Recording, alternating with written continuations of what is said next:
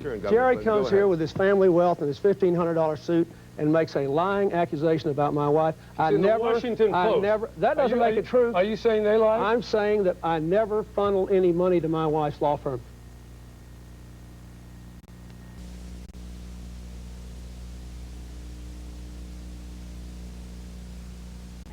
It was voters in Ohio that gave Clinton the delegates he needed for the nomination. Thank you. Thank you. Clinton easily won New Jersey, Ohio, Alabama, Montana, and New Mexico. But he barely came out on top as he slugged it out with Jerry Brown in his home state of California. Clinton told cheering supporters in Los Angeles, it's time for a change. I am going to give you a campaign with a vision of an America that works again, that rewards work, that invests in people, that insists on responsibility, and that pulls us together as one nation under God. Bless you all. Thank you. Jerry Brown. In the name of all those who do the work, pay the taxes, raise the kids, and play by the rules. In the name of the hard-working Americans who make up our forgotten middle class, I proudly accept your nomination for President of the United States.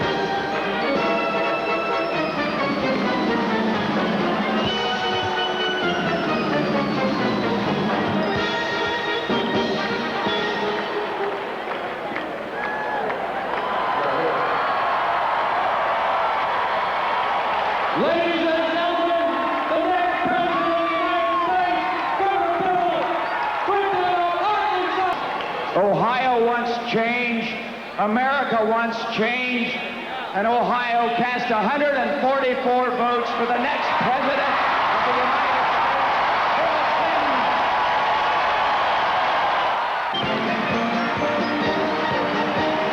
I want to thank you all for being here and loving your country, and to tell you that tomorrow night I will be the comeback kid. Good night, and God bless you all. Thank you. I want to shout out our thanks because President Bill Clinton has helped us to make the greatest nation in the world better than it's ever been.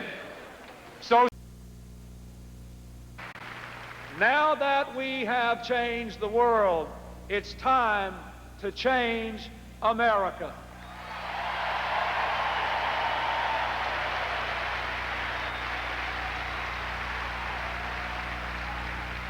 I have news for the forces of greed and the defenders of the status quo.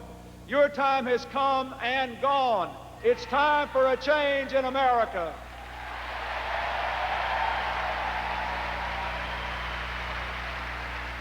Tonight, 10 million of our fellow Americans are out of work.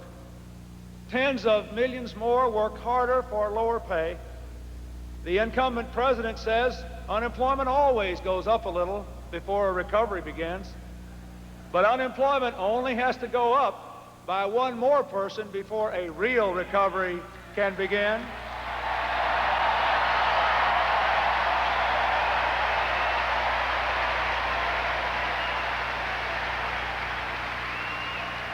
And Mr. President, you are that man.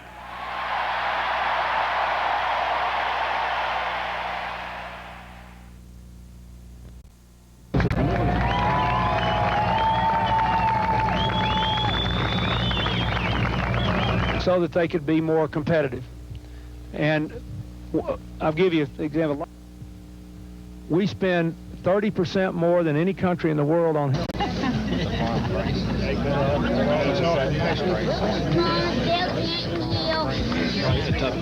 Well, I think it's made. I think we've had the rate. We're going to come. It's never made until you get it in the band. That's right. It's going to come through. We got the best shot for a crop we've had in 10 years.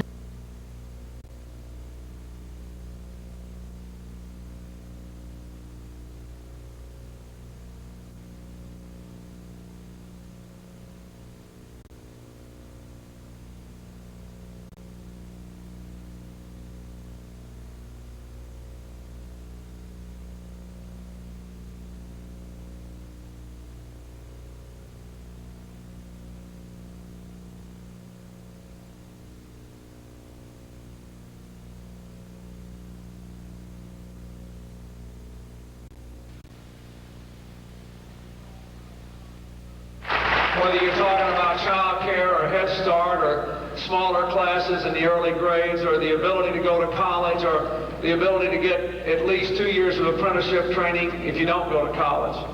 We don't do a very good job of that.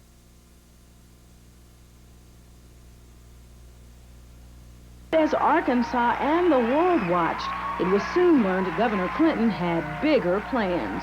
Today, I proudly announce my candidacy for President of the United States of America.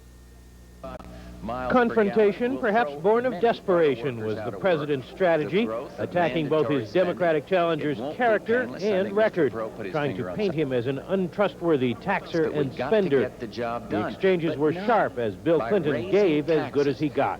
Mr. and Mrs. America, when you hear him say, we're going to tax only the rich, watch your wallet, because his figures don't add up. He vetoed middle-class tax relief this year. The person responsible for domestic economic policy in my administration will be Bill Clinton. That's what worries me, that he's going to be responsible. And he's going to do, and he would do for the United States what he's done to Arkansas. He would do for the United States what he's done to Arkansas. We do not want to be the lowest of the low. That we're going in the right direction, and this country's going in the wrong direction. As in the other debates, the two largely left Ross Perot alone. But unlike last time, he didn't leave them alone. Coming close to charging the president with treason on Iraq, yet siding with him on Clinton's Arkansas record.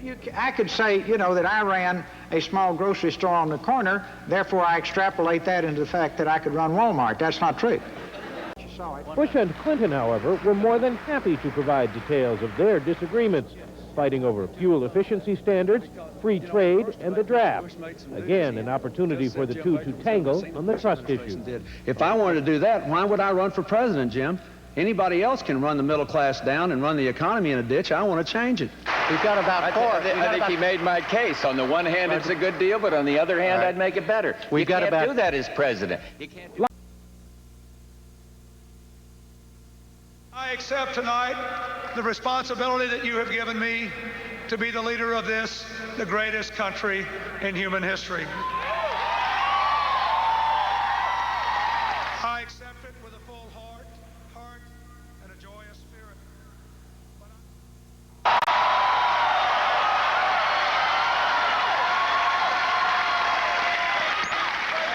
This election is a clarion call for our country to face the challenges of the end of the Cold War and the beginning of the next century.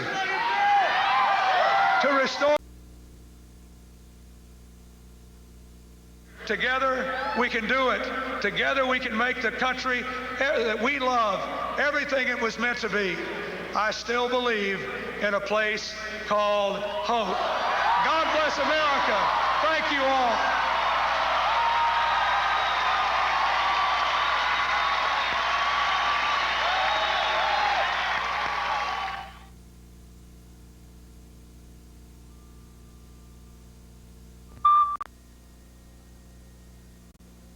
We will ask the Democrats who believe in our cause to come forward, but we will look too among the ranks of independents and Republicans who are willing to roll up their sleeves, be a part of a new partnership, and get on with the business of dealing with this nation's problems. Together we can make the country that we love everything it was meant to be. I still believe in a place called hope. God bless America.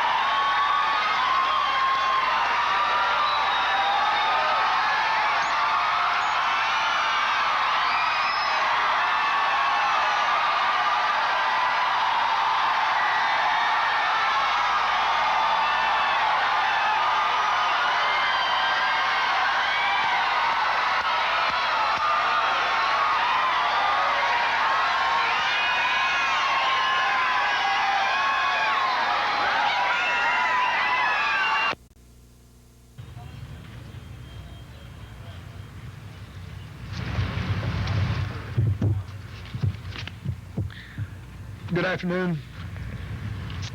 Ladies and gentlemen, I have just heard a summary of President Bush's recently concluded remarks. I'd like to begin by expressing my appreciation for them, and I'd like to read this statement. Today I want to reaffirm the